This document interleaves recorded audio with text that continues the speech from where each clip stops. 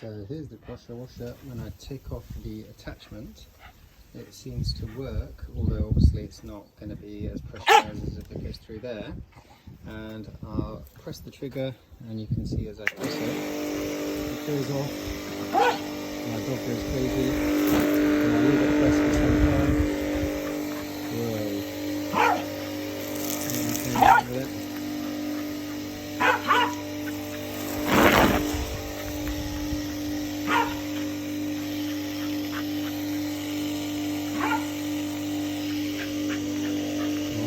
Tired. Press it seems to be working fine.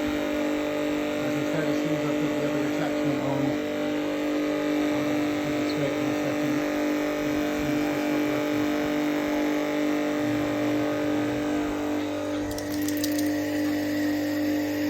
We haven't used this much, probably about 3 times, but we've had it for 3 years or 4 years. It stopped working properly 3 or 4 years ago, in fact, and it's just been in our garage in there, in a box for the last few years. When I called Nilfisk, it was obviously out of the 2-year warranty, so they weren't going to fix it. So I'm going to have to get rid of it.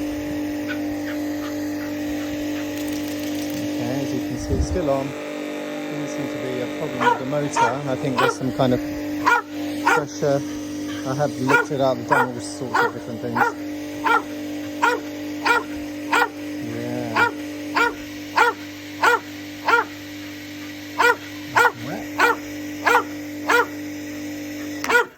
Switch off. On. On.